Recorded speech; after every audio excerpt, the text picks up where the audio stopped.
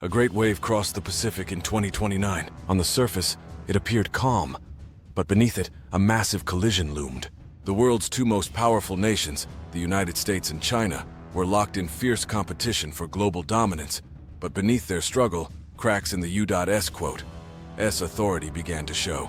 The fight for maritime supremacy wasn't only a military issue, it was tangled with economic interests and political tensions. As the U.S. pushed its allies like Japan and South Korea to spend more on defense, frustration began to mount. These nations, long dependent on U.S. military might, were starting to question their role and their growing financial burdens. By 2026, President Trump implemented the America First policy more aggressively. The U.S. demanded that its allies shoulder a greater military burden. At first, Japan and South Korea complied, but as the economic pressure grew, their internal struggles began to surface. Japan made a bold declaration: "We can no longer bear the burden of America's defense." They announced a commitment to building their own military capabilities. South Korea, too, was caught in a difficult position. With its economy deeply tied to trade with China, its military obligations to the U.S. became harder to justify. Facing growing economic challenges and military pressures, South Korea began to pivot away from further military commitments to the U.S., instead strengthening its own naval forces. This loss of military cooperation severely weakened U.S. dominance. The U.S. could only manage a handful of warships each year, while China ramped up production, constructing nearly 100 vessels annually.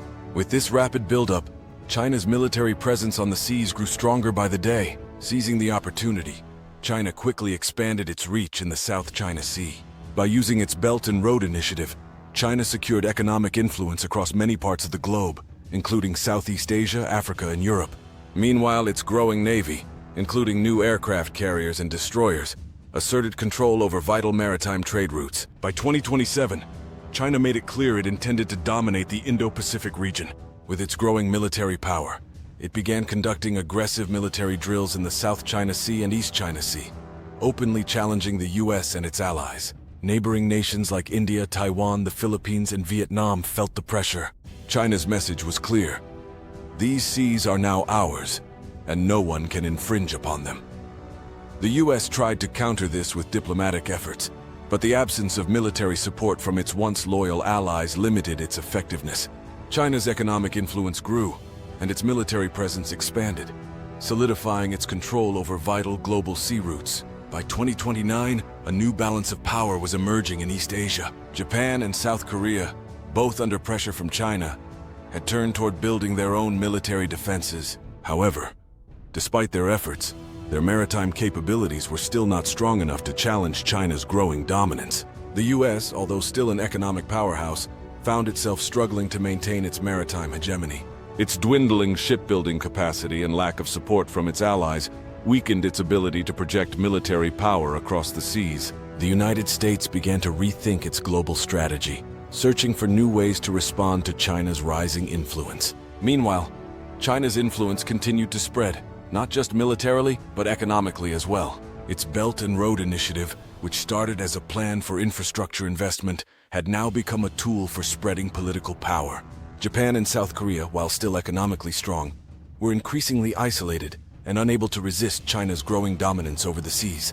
By 2039, China had firmly secured control over both the South China Sea and the East China Sea. Its navy had surpassed the U.S. in size and technological advancement, becoming the most powerful in the world. From the Persian Gulf to the Mediterranean Sea, China's military influence was felt everywhere. Although the U.S. remained the global economic leader, it had lost its grip on maritime supremacy. No longer could it control the world's oceans. That role now belonged to China. In 2039, China's leader, standing at the helm of the most powerful navy in history, delivered a speech that shocked the world. "We are the masters of the seas." The global balance had shifted. The age of American dominance on the oceans had ended, and China had risen to take its place. It was no longer a world divided between two superpowers, America and China. Instead, the world had entered a new era where China, with its military might and economic power, now ruled the waves.